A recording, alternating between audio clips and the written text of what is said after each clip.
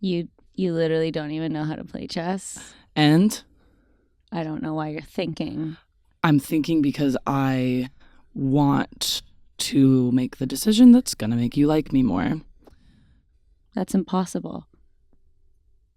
I hate you. I felt like a cringy like middle schooler, like, you know, when you used to do like, that just took me back to like, did you ever do like rate, date, hate? And it's like rate, infinity, date, Right. no, hate, never. Like on Impossible. Dude, can I tell you something? I'm actually so happy to be here with you right now. Me too. No, it's good. Vibes are up. The vibes are... You texted me that the other day and I've been saying it and I'm loving it. Thank you. And I feel that way because the vibes are actually down. Not actually. Your vibes? I'm sleepy. I think I'm at like 60%. And I just feel that I'm just happy to be here with you. Same.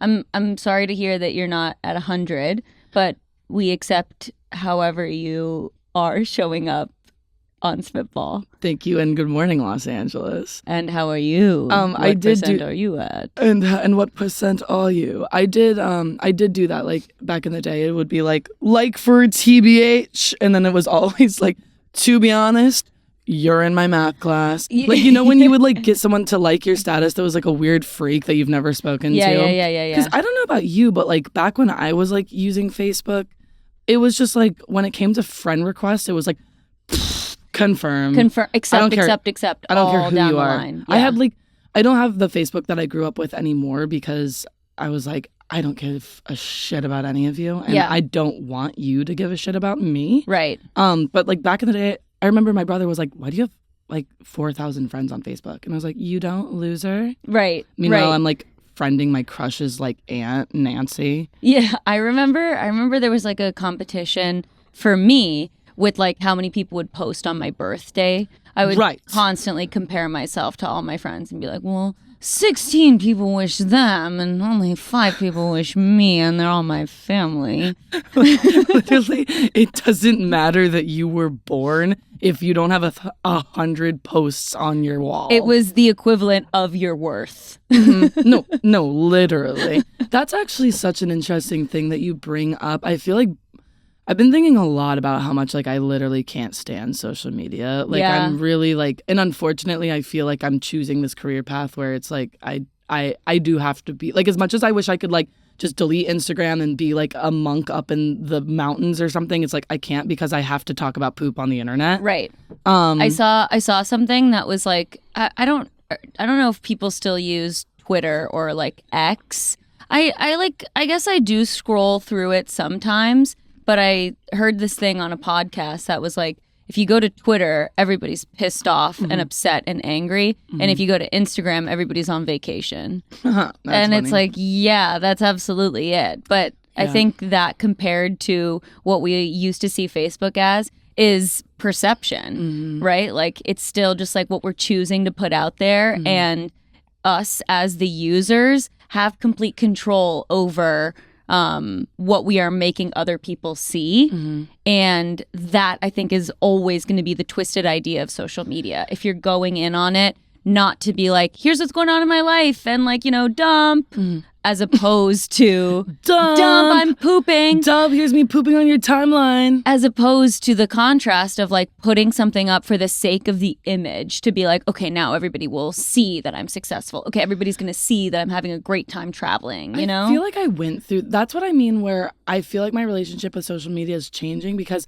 I feel like I went through that and now I don't care anymore. I don't care what you think, what you like think of my social media. Don't look at it. I don't care then. Like I just like, I have moved more into a realm of just like, I'm such, you know me, like I'm famously like a shit poster. I'm just like at this. Yeah.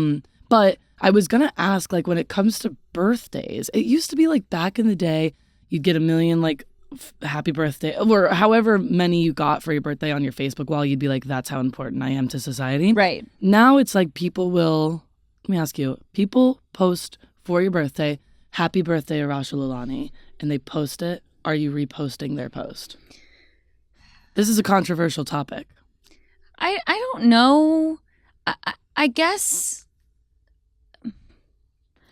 maybe if it feels meaningful, I will. Yeah. Like, something that I have really concluded for myself is I think your birthday can be the most telling day of the year.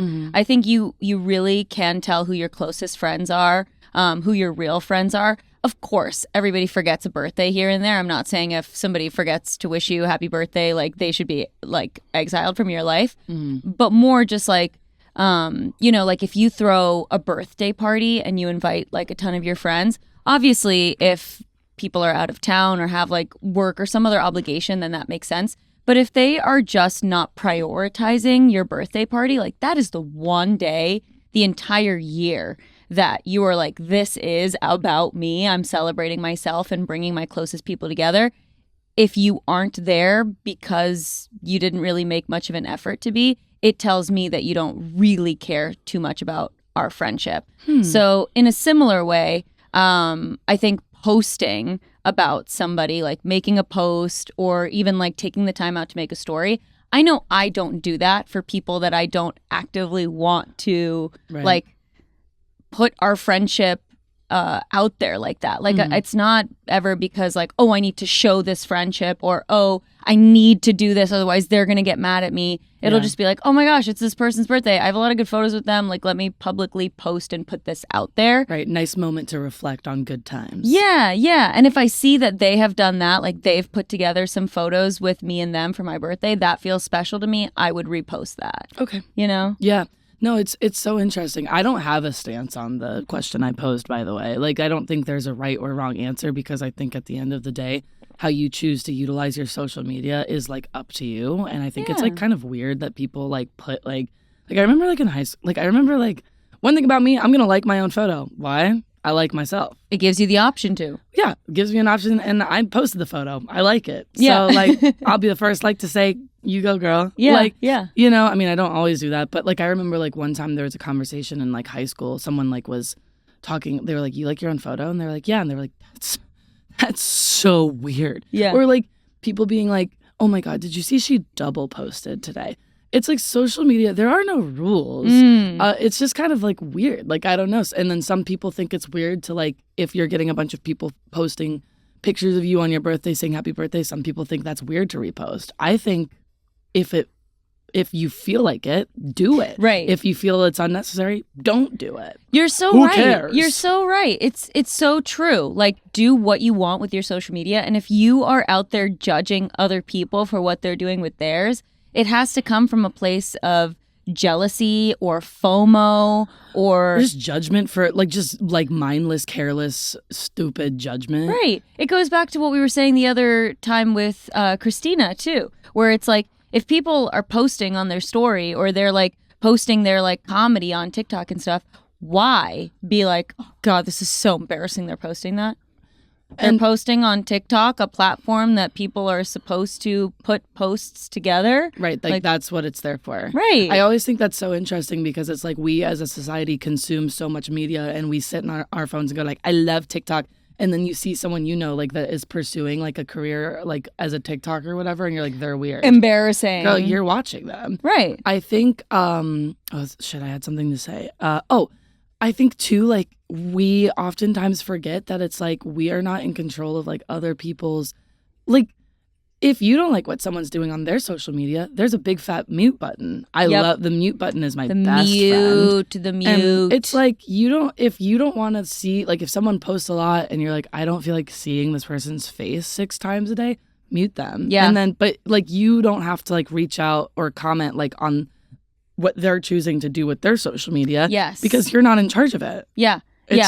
Well, it's just like there's so much more behind unfollowing and following people. Oh yeah. And that's a big one. Right. I think I've said this rule to you that I saw before as well, that, you know, I definitely try to follow, but it was like if you ran into them at the grocery store and you wouldn't go over to them and say like, hey, then you shouldn't be following them on social media. Yeah.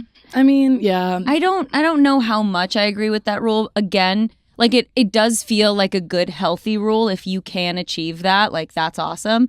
I just think it gets super complicated with like old friends and like, you know, people that you definitely don't want to like hurt or offend in any way. And sometimes it can be hard to sever a friendship peacefully like that. So I think the mute button comes in great with that. If you don't want to see their content, but you don't want to make any aggressive or harsh moves, which unfollowing might be in that era.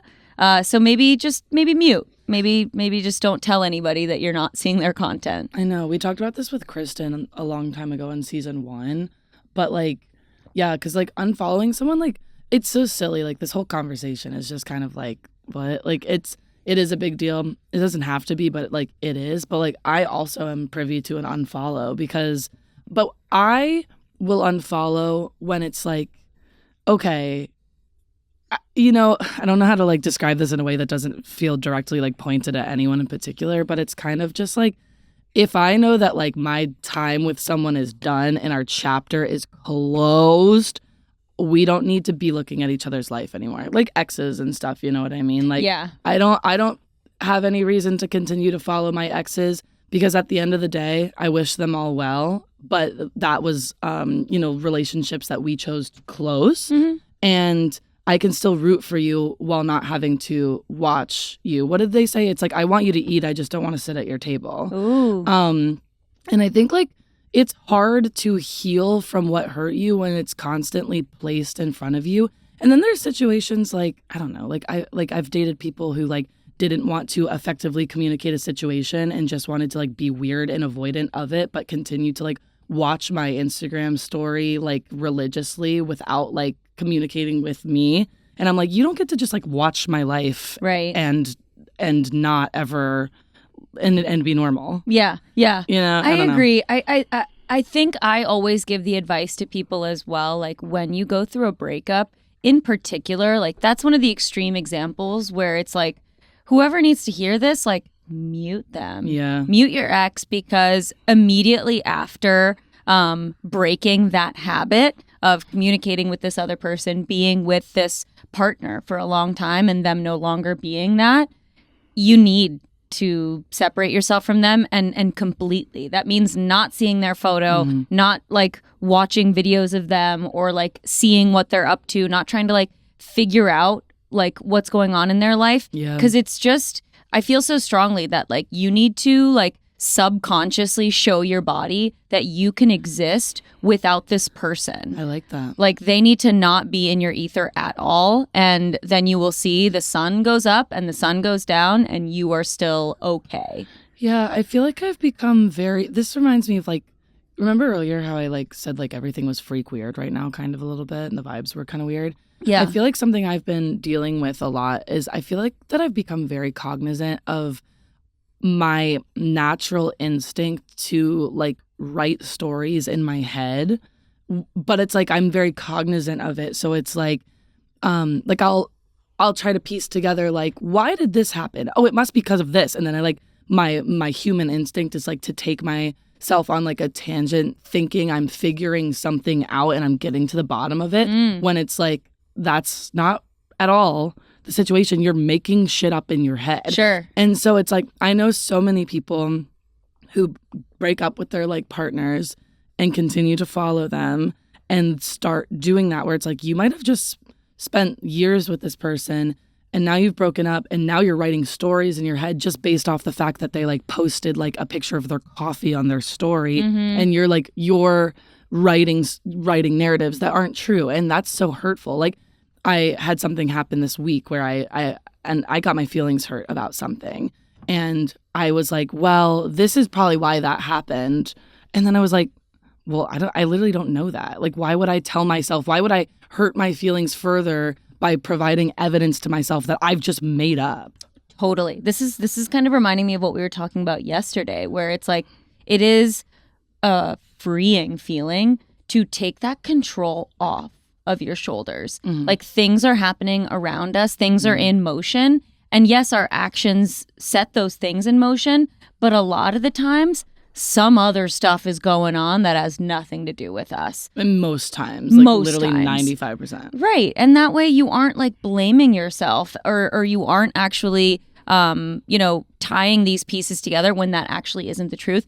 Like, how many times has that happened where like you have come up with something in your head and then maybe like months, years possibly later, you're like, oh, that's what happened with that job that I thought I didn't get on purpose. Oh, yeah. But it's like some other circumstance, or it was just meant for somebody else. Yeah. No, literally. Yeah. We were talking about this yesterday because a big part of like the recovery program that I'm in for addiction is like literally, it's like find God or whatever that means to you. Like it's not rooted in religion, but just the spiritual understanding that there is like a bigger presence guiding you somewhere. Yep. And if you choose to subscribe to that, that's on you. Like my relationship, I always say the universe. I think what the greater thing is the universe. And like, I really do feel like in my sobriety, I have surrendered to the idea that it's like I'm completely out of control of even things like you always say, like I'm in control of my tasks that I can control, but everything on the outside, all I can do is continue to be kind to myself, the people around me, and let the cards fall where they do and be happy with that. And accept that, even things that we are looking at and perceiving, we are providing our own twist to it in some other way. Yeah. Like to bring it full circle back to the Facebooks, rate, date, hate. Like I remember like freaking my crushes in middle school would be like date IDK, and I would be like, oh my gosh. Right. And that was definitely them being like, well, I don't want to be a bully and say no, but here is IDK, and then we're over here like, they love me, Yeah. And I had like an ex that would constantly like be stressed about everything all the time, but like I would like post a TikTok or something and she'd be like, you posted that TikTok because you think this and that and this about, and I'd be like, huh? Right. Like, yeah. Like literally just being like, and then to be on the other side of it where someone is writing stories in their head about you, I'm like, that's not what I just posted a TikTok to a Boy Genius song. It has nothing to do with you. Nothing to do with you. Right. I think the point is here that social media in general is so, it's supposed to be, I think it can be a healthy place for you to share your life with others. And a lot of the time it is us dissecting other people's life in comparison to ours. But in this episode of Spitball... Sorry, Larry was like, you want to talk about the deepest... No. What do you think of the inner workings of social media Literally, and the psyche? It's because you were like, because you'll like me more. And I was like, impossible. Rate, date, hate? Literally. God, one thing about me and Arasha is we can yap. That's why we started this shit. We can yap. But in this episode of Spitball, we ain't talking about other people's lives. We're talking about our lives. It is Say It With Your Chest Part 2. Hell yeah. After highly requested, y'all loved the first Say It With Your Chest, which we were super psyched about. I'm sorry that we don't know how to play chess properly. The comments being like, it's crazy that they're not playing it right. Do we look like we ever had any intention of playing this right? Listen, I am a newcomer to chess. I don't care. So just let us answer questions and move pawns. Literally, the one that was like crazy that got the board all set up wrong. Literally, I think I did it like I did it so quickly today, and I hope I did stuff wrong. I can already see some stuff that's wrong. Literally, so I don't know if you know this too, but there's usually not sticky notes on the board. Like that's also part of that. And other chess boards usually don't say Spitball. That commenter's at home right now, like, okay, I'm sorry. Right. I'll never comment again. Yeah, rate, date, hate, 0. Yeah, 0? No. Possible. You can't come to the chess function. Well, you guys know how this goes. We just we've provided questions for each other to answer. And they're on this custom Spitball chessboard that our friends at chess.com made for us. Yeah. Because once again, they looked at us and they said, Arasha and Rowan, one thing about them, they're smart. Chess. They're smart, they're educated, and they chess it up. They chess now, their chess. These are the questions that we wrote for each other weeks ago. Yes. So I'm actually excited because not only do I not know your questions, but I literally don't remember what I wrote. Same. I'm very excited. For all you ballers and balls, if you haven't seen part 1, definitely go watch that right now. No, after. Or after. Or before. I guess it's really up to you.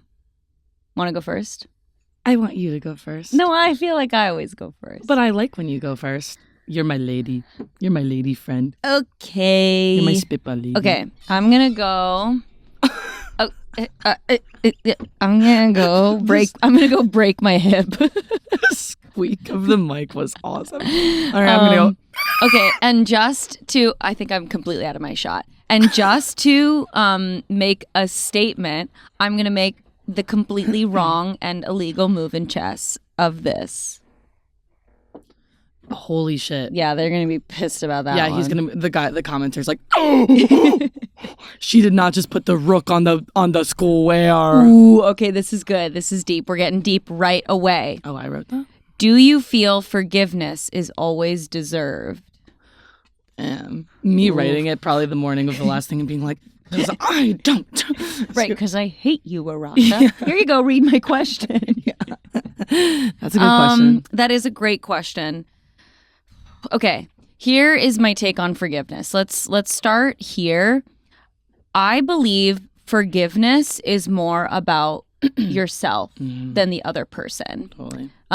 If somebody hurts you and you are holding on to pain or anger in any way, or rather, if you are angry with someone, it's because you are hurt by them. You are feeling that pain. And it's this feeling of like, largely, it's this feeling of, I need to advocate for myself. Like, I was wronged, and for that reason, I'm going to be mad at that person so that they are aware of it. And I struggle with forgiveness a lot, I think. Again, growing up, I think I forgave too easily when I had a lot of bad experiences with friends. And I don't want to say I regret it, but it certainly sees its way into my adult life, where I've told you this before. Like, if somebody wrongs me today, I feel an instinct to be like, I'm done. Like, I don't want to be around that person. Like, they're not serving me. I want to like get that person away from my life because it feels like before I was too quick to forgive and would be like, yes, you can come back into my life, no problem. And so that dichotomy really feels like it lends itself. Thank you. Good word. So I would say forgiveness is a powerful thing if you let yourself forgive. If you let yourself be like, you know what? Again, like we were saying, they did that for some other reason. It might not have to do with me. If it does, like, that's great. That's their business. The best thing that I can do for myself is let it go, you know? Yeah. My least favorite feeling is being angry about something and just feeling like I just want to like rant about it and scream and just constantly be like, God, this is so annoying. And again, like, then I lose something. Yeah, absolutely. Like, it's weighing on me. And now I'm wasting good time and energy that could be used to be grateful or like happy, excited, like all of these good feelings that I could be feeling. I am instead just feeling angry. Yeah. So it's hard. It's hard to forgive. It's but layered. Now, if it's deserved, I think that can be tough. I do believe that, people can be redeemed. I do believe that you can make up for your actions. You can see the wrong that has happened. And in almost all of the situations in my life, like, I'm thinking of the few people who aren't, who I don't have a friendship with anymore, or, really anybody in my life. If they reached out to me today and just sent me like a message that was like, hey, like, I hope you're doing well. I just wanted to say, like, I'm really sorry about XYZ. I've been thinking about it. I've been doing some work on myself and reflecting. And, I misstepped or I handled that poorly. I just wanted to apologize to you and hope you're good. I don't see a world in which I would reject that from anybody. There's maybe one person that I would reject that from. Right. But almost everybody else, I could see myself being like, wow, thank you so much for that. I'm going to let that pain go for myself too. Because them sending that message, that's for them. Yeah. They sent that so that they could feel better. Yeah. I am going to forgive them so that I can feel better. Yeah. And my mom always tells me that like resentment doesn't do anything, doesn't harm anybody but yourself to hang on to resentment and whatnot. It's like you can spend a ton of time resenting and hating somebody, but like they don't know what's going on. Like it's just weighing on you. Right. You're holding that grudge again for yourself. Forgiveness is really, really tricky. Like I really feel like forgiveness and boundaries go hand in hand because there have been so many situations where it's like I feel like I'm prepared to forgive you, but I'm also prepared to separate. Like, you know, like I'm not, there's no bad blood. I don't hate you. I see it from your side. I appreciate the perspectives offered, but we don't, like, this has fundamentally changed the direction of our relationship or friendship. And, you know, it's tough. It really, I think I for a long time I thought that I was like a grudge holder, and I said that to my therapist. I was like, I feel like I am so bad. I hold grudges, and I like explained to her, and she kind of was like, I don't think you hold grudges. I think that you have a valid reaction to the ways that you were treated, and you drew boundaries and moved on with your life. And I was like, oh. Yeah, I agree with you. Like in a way, it's sometimes it is forgive and don't forget.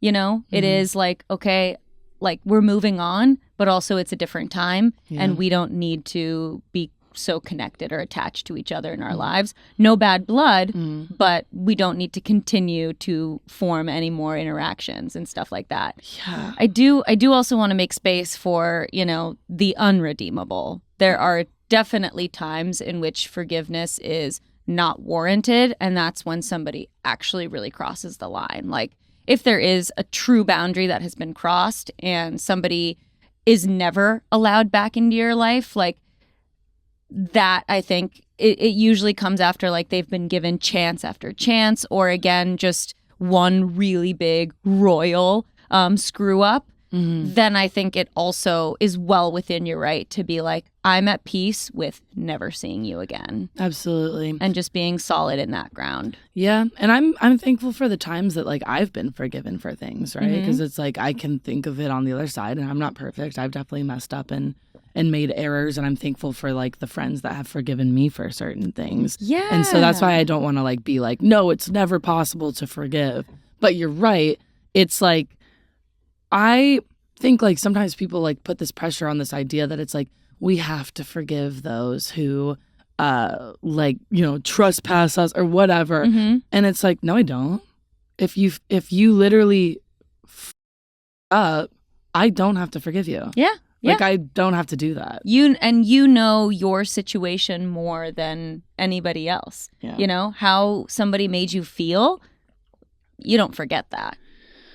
I like that. Yeah, that is true. Yeah. We say that all the time. It's like sometimes you forget what people say, but you never forget the way they made you feel. Absolutely. I will also say too, though, I've had this experience a couple of times, but namely one that sticks out, where I had a friend who we were friends for a couple years. We were super close, and then we separated for a little bit. Like we had some tension, so we weren't friends, and I was super upset over it. Like, I wouldn't say I was holding a grudge, but instead, I just was like, I really want this to be figured out and resolved. And I didn't quite feel like I knew how to navigate that. Yeah. And across the like year that we weren't friends, I would have like dreams about this person, about us making up in my dreams. And then I would wake up and be like, but that's not real. And that upsets me.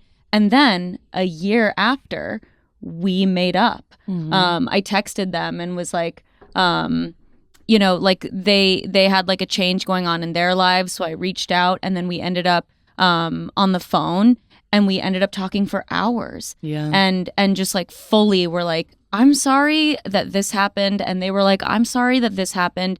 And we just were able to come together. And the time that was lost in between, it actually made us stronger. Yeah. Like we have had an amazing, solid friendship since then. And it was one of the things that I was the most elated about for months. I just could not stop smiling because I was like, wow, how great is it that was a long time problem for me. Forgiveness came into play. Yeah. Redemption was involved. And now like no bad blood. Things are amazing. And that's such a good feeling. Yeah, it feels good to like resolve things. It's just no matter what, even if you're not near the person or you don't talk or they're not a big part, having like bad blood with people or just like whatever, it's a bad feeling. It's corroding. It really is. Yeah. And I just feel like there's so much to talk about this too, because it's like, again, it's obviously different per person, but I just can't help but feel like, it's almost like when you're in a relationship with someone, like you have to learn to swallow your pride a little bit. Big time. You have to show up with some grace. Of course, if you were wrong, there's a way to communicate your feelings without just being like, I hated that you did this and I'm never going to forgive you because this was 5 years ago. It's like people change. Like give people the chance to redeem themselves, especially if there was a strong friendship beforehand. Like I feel so strongly about that. Yeah. It's just like, I don't know, friendship breakups can be just as strong as like relationship breakups. So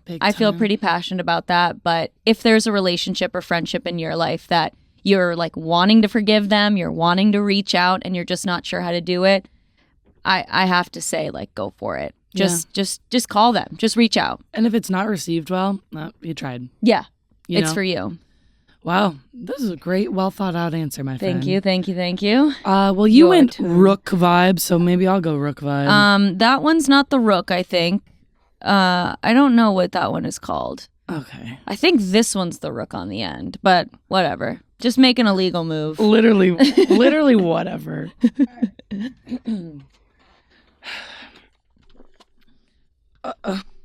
What would you build? Unlimited resources? Huh? What would you build? I love the way your mind works. Thank you. Can I like literally build a new way? Okay, can I just build like an entire new society full of environmentally sustainable materials that will stop like killing our planet? Yes. Then that's what I'm building. Tell me more. What else is inside of this society? Let's see. What's our diet like? Our diet? Oh, that reminds me of something I have to tell you.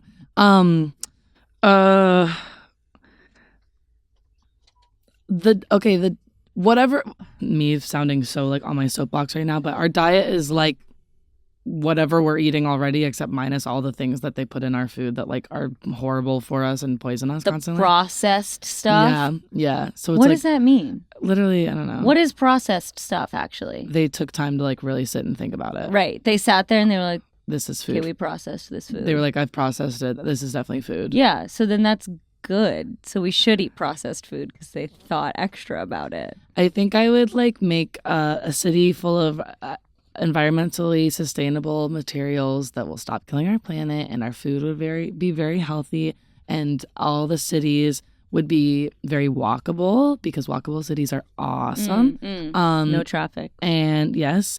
And I think the city, like everything would be really condensed, but like in a way that felt not stuffy. Like it's like you can be in my head, I'm already just picturing Tokyo. Like I'm like one moment you're in the city, but then you can like take a train out to like a really like nice like scenic area. So I guess I would just build Tokyo. Okay. Build Tokyo in America 2025. San Francisco. That's from Big Hero 6, right? Yeah, I love Big Hero 6. I think that's what I would do. And also tunnels. You build tunnels? Yeah, I'm sick of flying. I'm sick of airplanes. They are scary, they're large, and I just saw a TikTok. Like the other night I was trying to fall asleep and it was like late at night and my For You page was so cursed. It was just 911 calls of like people admitting to the murder of their family and Boeing 747s falling out of the sky. I was like, what is happening? I'm just trying to like watch my squishy cat TikTok live and go to bed. I hate getting served that kind of stuff. And Twitter/X is also you said earlier, I don't go on that shit. Because literally you'll go on your home feed and it'll be like, let me show you the most disturbing image that you ever have seen. And it's too late. You've already seen it. And it's like, no, I didn't want to see that. And now it's going to live in my head. I think when we started Spitball, I was like, we're not even active on X, I don't think. Because the platform sucks ass. It's not good. And literally I want it to be blue again. Right. And literally I was like, I guess I should make like a account too. And I think I have like one follower and it's Arasha, and my only tweet I think is like, follow me Abby Lee Miller, and then I never went on it again. It's a pretty high value follower. Exactly. So and exactly that. Okay, you go ahead. All right. I'm gonna move my queen because I can. I'm right over here. I love moved you. Oh my God, I did arm day yesterday, and I'm like, get absolutely that crazy ass move I just made. Oh, absolutely. Okay. Person at home. Oh God damn it! That's not where it goes. Okay. The squeakiness of your mic is so funny today. It's good because it can cover up my toots. Oh sure. Do you think animals can understand what we are saying?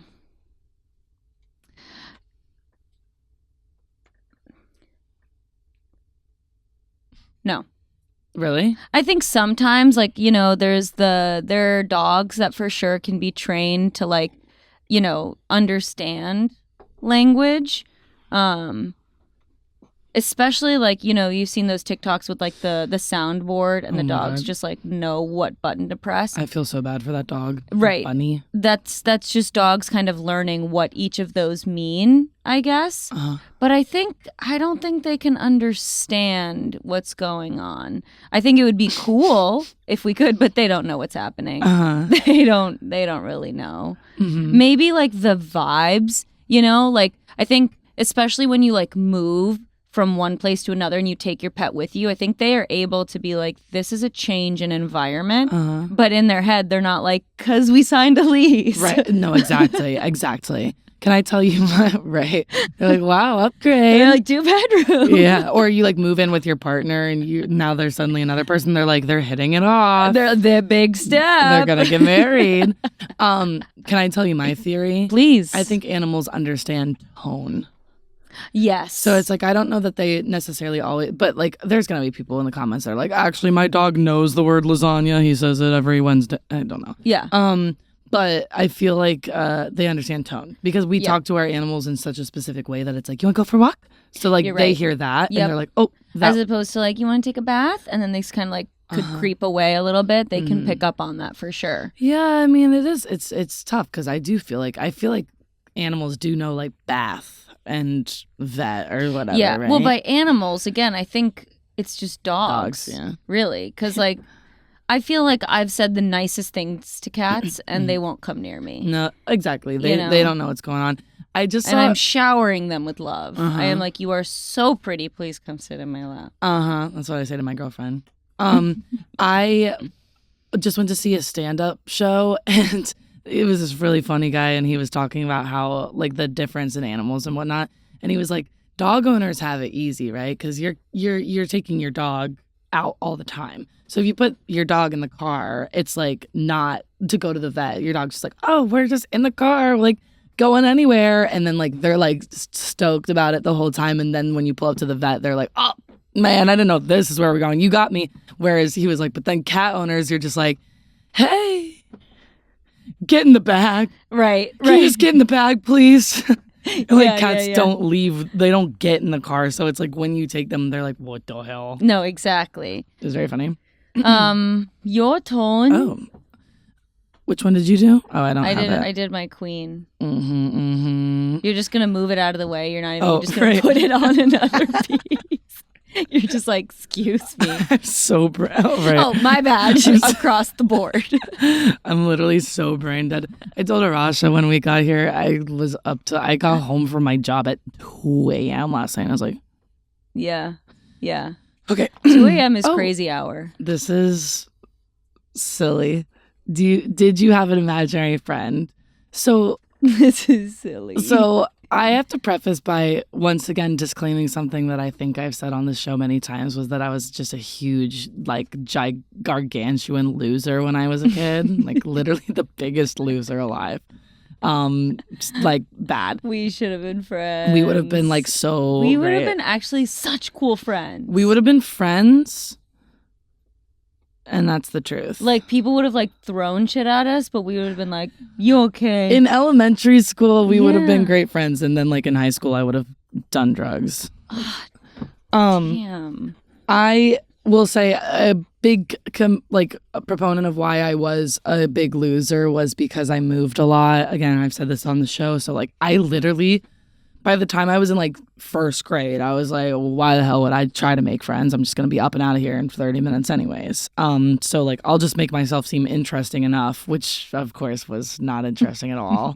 I was like, do you guys like horses? My favorite's a Clydesdale. And everyone's like, shut up, freak. Oh, horse girl alert. I was a horse girl, unfortunately.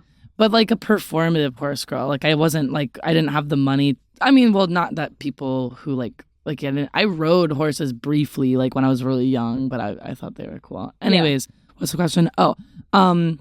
So in lieu of me actually wanting human connection, because I thought, what a waste, we'll be out of here soon, I was like, I guess I can just become insane and I'll just like dream some up. Yes, that's why I asked this question. And so for my second grade year, I had 3 imaginary friends, and their names were Ron, Harry, and Hermione. I really like those names together. Yeah. And I was literally like, this is awesome. I don't need you guys at school. I got Hogwarts at home because I'm delusional. And good. You didn't bring them to school. I did not bring them to school. Good. Can I tell you how much no one gave a shit about me at that school? Please. This is when I lived briefly in Virginia. I don't know if I've told this story on the pod before, but the only memory I literally have from second grade, other than having no friends, reading every edition of the Calvin and Hobbes comic books, and literally just making my way through second grade, was I remember one time I went out for recess and no one played with me, obviously. So I would hide under the playground like equipment, because I'd be like, I'm a loser and I'll just be under my loser bridge. Yeah. And I fell asleep on the playground and I never returned into school for the day. And no one noticed. I woke up in the evening on the playground underneath of the playground equipment. And I literally just was and it was the sun was setting and school was over. And I just literally had gone out for recess, fell asleep, and never went back in, and no one blinked an eye. That is insane. Falling asleep during recess is hilarious, but then also nobody finding you. You just blended in with the white cobblestone rocks on the bottom. Underneath, I was in the gravel or whatever, the wood chips. Yep. And I was just literally got a little post and was I think I'll just stay right here. And I forget how I got home. Right. I think I went to the door and I knocked and was hello, and someone was in there and called my mom. But the school day was over. Isn't that crazy? That is crazy to me. And it was such a testament of literally me being I don't exist not only to my classmates but to my teacher. Right. Does anyone know I'm here? Well, because then Calvin and Hobbes were also kind of my imaginary friends. Totally. But then we grow up, we become adults, and then our friends are the ones who are the teachers. And it's I get why I was left on the playground sleeping. Of course. My teacher was drunk. Yeah. Oh, I get it. My teacher was drunk. Got it. No, literally. No, whenever I meet somebody my age and they're oh yeah, I'm I'm the physics teacher for this middle school. I'm you're a physics teacher? Right. I'm thinking back to my physics teacher and I'm that guy was old as hell. Now I'm old as hell. Yeah, right. I have my girlfriend's friend's girlfriend is a social worker. And I'm huh? No. You have to be 55. I know. I'm literally wait a minute. I'm right. wait, people ask me what I do for a living. And I'm just kind of a silly guy. The other day I met a principal. A principal. What? I didn't know that was real. I was no way, you're 40. Yeah. No way. Or literally you ever talk to someone and they're I work in finance, and I'm oh, what's that? Yeah. Literally.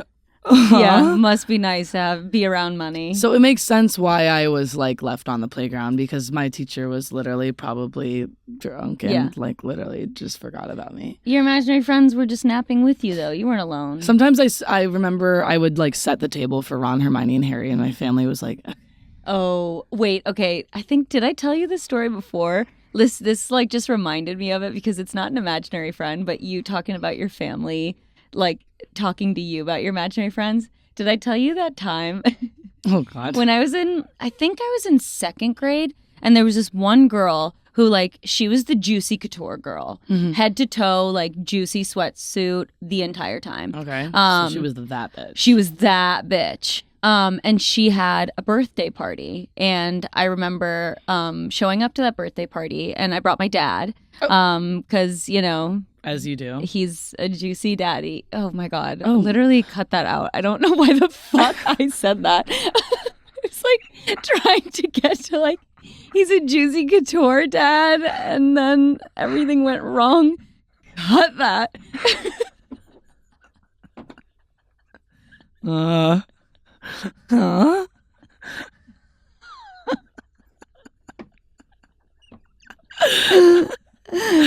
What?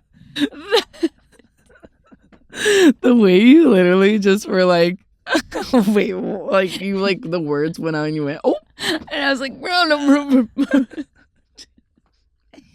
anyway, I brought my father to this party, and I show up, and you know it's all like girly themed and everything, and the girl had gotten like a Hannah Montana like impersonator to come to the party. Oh my god. Which is amazing. Literally and awesome. amazing. Uh-huh. And she was like talking to us, I guess, and she also like performed a little bit, but like all of us were like kind of surrounding her and like, you know, watching her and stuff. Yeah. And again, I was well aware of Wait, like, so that was like probably on. an adult doing that? An adult Hannah there's no way it was a child Hannah Montana. No, it wasn't a child. She definitely had to have been like in her 20s, I would say. So yeah, technically an adult. It's like a chain smoking like Hannah Montana. She's like, hey, what's up? It's the best of both worlds. Right. No, and she was great. She was like peppy, she was cute, and again, well aware of the situation, we're enjoying it. But at some point, like I walk back over and I'm like sitting with my dad at the table, and he like leans in and he's like, you know, that's not her, right? And I was like, yeah, I know. That's funny. That is so funny. My dad was like, you're not an idiot, right?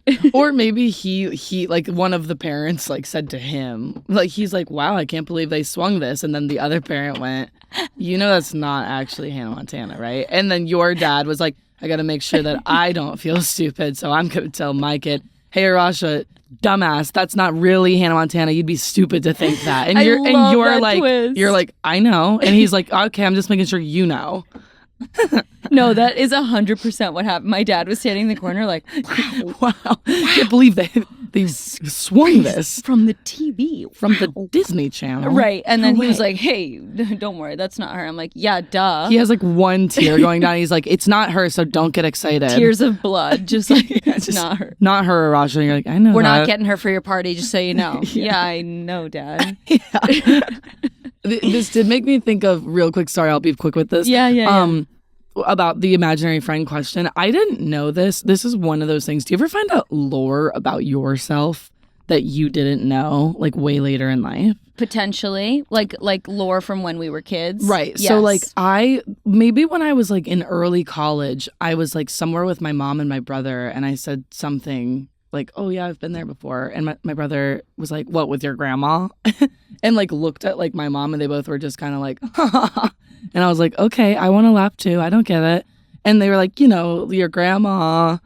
And I was like, what? And so they were like, do you not remember this? So then after like 18 years of being alive, my brother and my mom tell me that when I was very young, like before like maybe like preschool, kindergarten age, I used to just walk around and people we'd go by the grocery stores and I'd be like, I went there with my grandma, like to my mom and Nolan. Or like if I was like in bed, they'd be like, do you want me to read you a book? And I'd be like, no, my grandma already did. Aww. But I'm scared because I used to like for like apparently like years, like 2-3 years, I would just claim like I already did that with my grandma. See, like like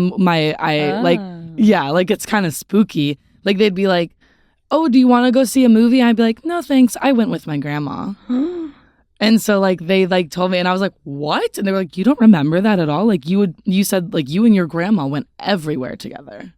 And I was like, I don't remember that. That's scary. Yeah, really weird. Whoa. Yeah. Maybe that was your imaginary friend all along. Yeah, or a demon lady following me. You know that's not her, right? You know that's not your grandma.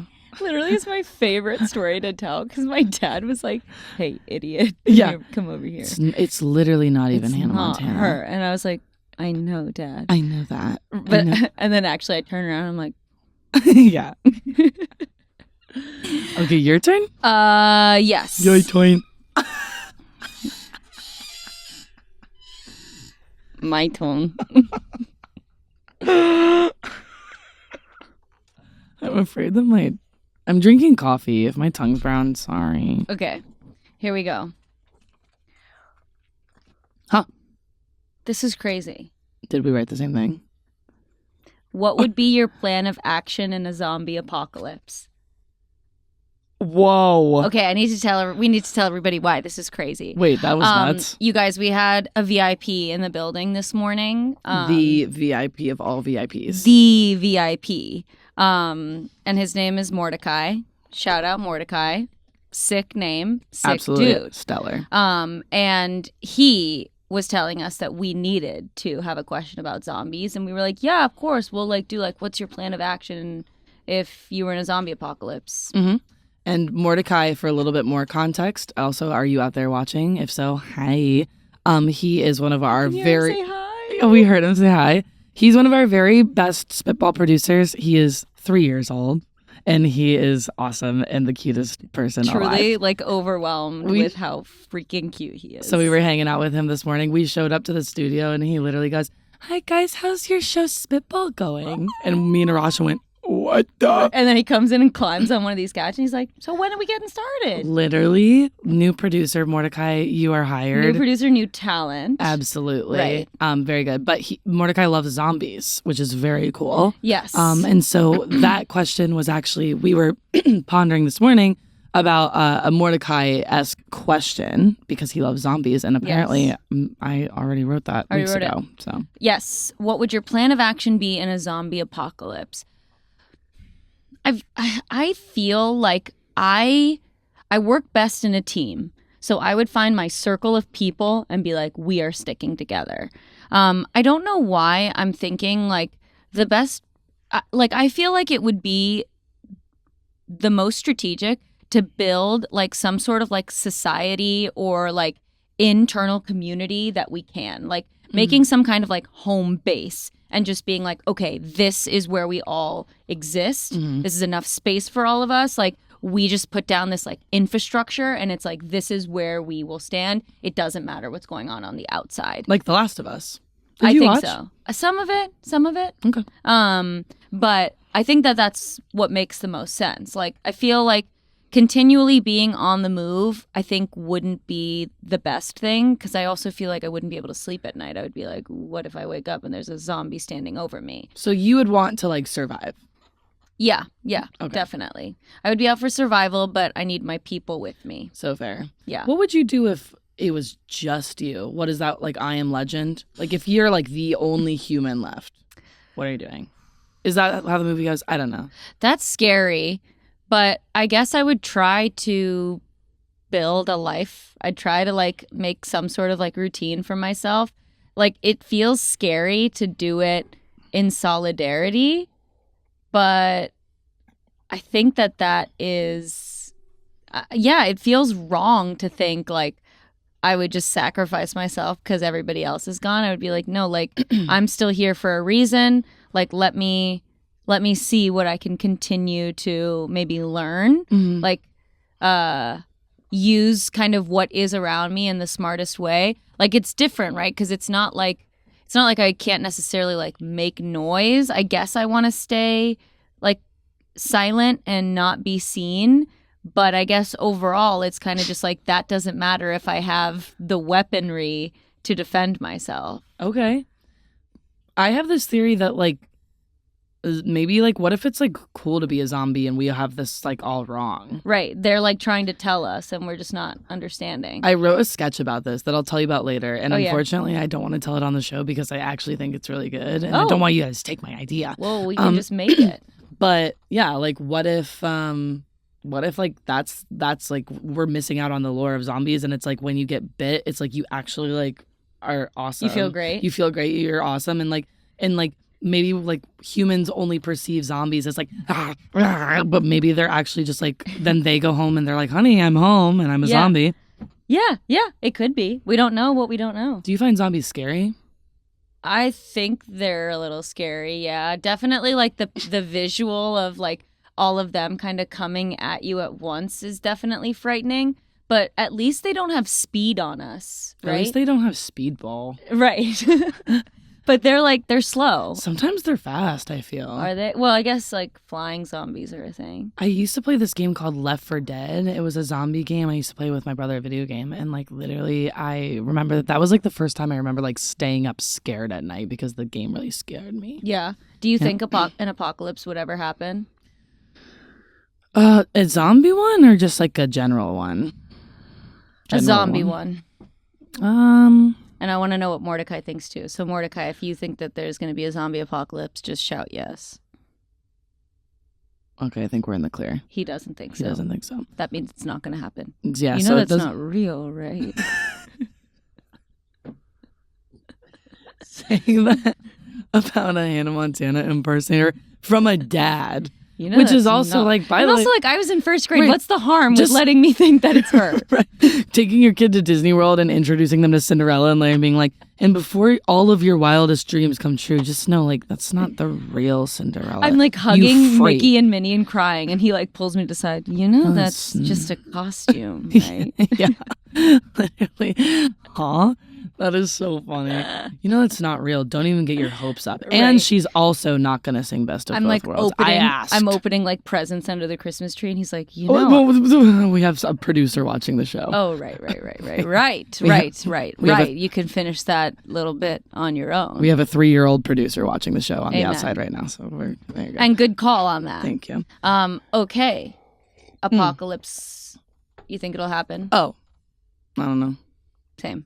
All right. Okay, since we're running out of time, what do you think for our spitball? What if we just do like speed questions? Like we just knock out all the rest of them? Wait, quicker. I love that idea. Yeah? Okay, yeah. Okay.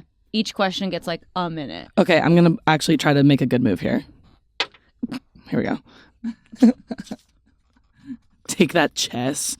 What is something that people wouldn't guess about you? That I love crocheting. I feel I'm a big crocheter, and I feel like I don't give that energy. A lot of my hobbies are very like grandma core. Yeah, like I love like watercolor. I love crocheting. Because you did it with your grandma. Oh my God, you're right. So I feel like by looking at me, you wouldn't know that. But I am also a Pisces, so I feel that I'm crafty by nature. I love crafts. Your turn. Good work. I really hope the mic is getting that. Like, if it's not, just picture every time Arasha moves her mic, it's like... Okay. If you won the lottery, what would your today look like in 5 years? Oh, that's a good question. Okay, if I won the lottery in 5 years. Okay. I think I want a really big house for my family in like California, like right in LA near me. I would really love to have a nice, relaxing place for my parents, and for them to just kind of like relax so that they don't have to work, and they can have like food and really whatever they need so that they can just like chill and also be near me because I love them and want their company, so that they can be around me. So definitely like at least getting to see them. I think if I won the lottery, I would also probably spend a lot of that money on maybe like making my own project, like starting up, like doing a movie that like I fund or something would be awesome. Yeah. So being able to like oversee that, maybe be a part of it in some kind of way would be awesome. And I also feel like I would definitely donate a big chunk of that as well. And what I'd like to do is be in partnership with a charity. Again, like not necessarily take any leadership, but be involved with advocacy in some type of way in conjunction with my job, which is something that you can really only do when you have the privilege of time and money. Wow. Okay, literally W answer. Yeah, charity, you know that's not real, right? All right, let's see. How did you practice kissing? I love I'm sorry. I literally love you being like, because you know how we all did? Right. Well, how and, if. I actually didn't ever practice kissing. I remember my first kiss and my first makeout were scheduled agreements. Literally, my first... Like in the middle school courtyard? My first kiss was with a boy named Logan, and we met at the small beach in my neighborhood, and we were like, do you want to meet in the small neighborhood and kiss each other? And I brought like 4 of my friends, and we went, and we met, and we literally went, and then I left, and I was like, I did it. And then for my first makeout, that came just a little later, and I had heard about this boy in my class that was making out with girls, so I texted him, and I was like, I want some of that. And he was like, I'm at lacrosse practice today, come up to the high school. And so I walked to the high school where he was at lacrosse practice, made out briefly, and went home. Okay, you might have been a loser when you were a kid, but that is like cool girl behavior. No, it's not. That is You don't ask someone like, can you just do this with me so I can can we just do this? Like maybe like I should have just been kissed because someone wanted to kiss me. Okay, but I also was really young. If I asked, they would have said no. Like I would have been denied. Yeah. I think I did ask. Oh my God. Like no, loser here and all out. I think I don't know that I certainly didn't have a glow up in like high school. I think I just was like a loser. I think I was a loser when I was in elementary school, and that like I was a loser enough that it made me kind of funny and like gave me like a good personality-ish. And then like middle school, I just started being like bad. So I was like, I guess if I'm a loser, I could just be bad so people like care. Yeah. And then like by high school, I was like on the cheerleading team. I'd been cheering for a long time. Yeah. I like was heavily involved in music, and like I don't think I was hot, but I guess I was good enough. Yeah, well, you know what I think it is? Because, I think in high school was probably where it started to shift a little bit for me. Don't get me wrong, was still a loser. But I was on the speech team. Again, loser. But because of that, I had found a sense of purpose. And so eventually I did become like, the girl that was on the speech team. And then the speech team, obviously won some awards and stuff, so people started to take us seriously in that regard. But I think same with what you're saying, like when you join the cheer squad, when you find music, like when you find things that are more attached to your identity, it associates you with those things, so you have more under your belt. Yeah, absolutely. Go ahead. Okay, I guess I'll do this one, man. Sure. Lay in a pit of snakes or stand in a room of cicadas? Yeah. What's cicadas? Oh, they're like those crazy like big bugs that like come out like every few years or whatever. They like burrow them. Okay, I don't actually know that much about cicadas, but they're like bugs. They're like they make a lot of noise. Oh. You've ever seen cicadas? Well, just that movement that you did made me think of they're them, like maybe. Big, huge bugs that like come out of nowhere like every few years, and they're loud and they fly around. Ooh, yeah. Okay. Stand in a room of them or lay in a pit of snakes? Ooh. I think I'd stand in a room of cicadas. Ooh. Maybe I need to see a photo of them and get like another educated guess in there, but laying on snakes sounds terrible. I feel like standing I would feel at least a little bit more in control. I think that's what it is. I think I'd like it, weirdly. To stand or to lay? To lay. Just be with the snakes. But then you just hear like, and then they're all like sliming around. Snakes are sick. Snakes are thank very you. cool. Your turn. No, thank you. No, thank you. What do you like the most about your appearance? Oh. Wow, cocky. Yeah. Oh, so you're obsessed with yourself.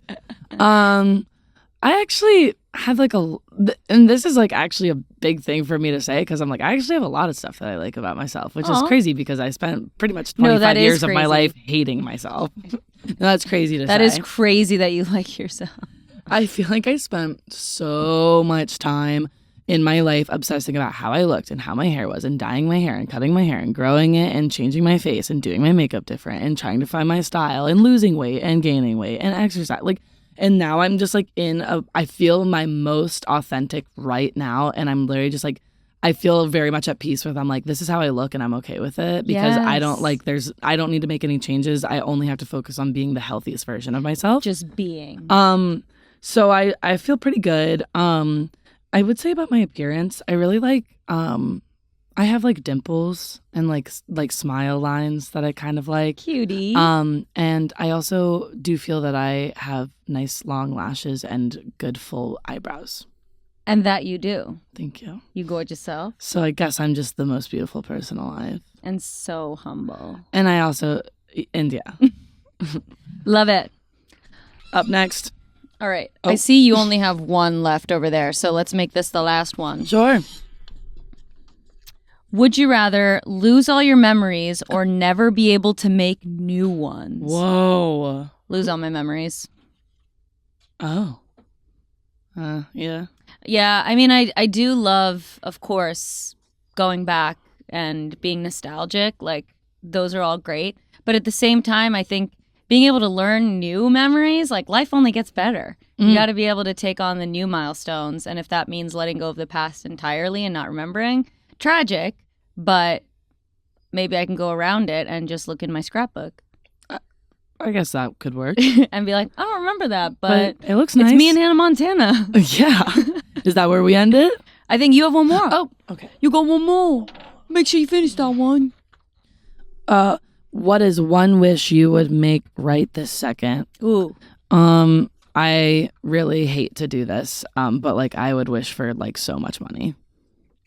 Money would ease a lot. And it's not because I'm money hungry. It's just genuinely because it's like I've always said. It's like all I really want out of life is like security and stability. And money is that. And yeah, and that's that. Nice.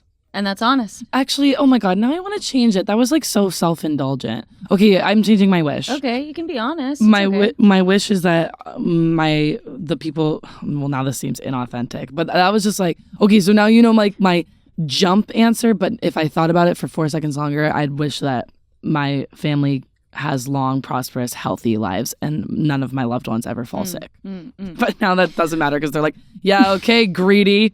Well, at least you didn't say, I'd wish for more wishes. Nah, that's not how that works. There's always that one person. I'd wish for more yeah, I'll have one more wish. What if my wish is to have 3 more wishes and unlimited wishes after I wish that wish? Right. Bye. Good night. Good afternoon. Thank you guys so much for watching. Hopefully you enjoyed Say It With Your Chest Part 2. If you like the format of us asking each other questions, getting to know us better, you can go all the way back to our very first episode of season 1, Trigger where warning. we ask each other questions. We do basically this format, just minus the chessboard. So obviously, if you want us to play some real chess, then you would watch the Say It With Your Chest episodes. Right, because that's how we do it. We're playing it for real. And exactly. Yes, but thank you so much for watching. If you enjoyed the episode, don't forget to rate. You can leave a review. Rate, date, hate. And comment down below your honest numbers. And, like for a TBH. And subscribe for a future fortune reading. Whoa. And okay. I'm struggling here. She's doing it. She's doing it. Thank you guys for watching. Bye. Bye. Bye. Bye. Bye. Bye.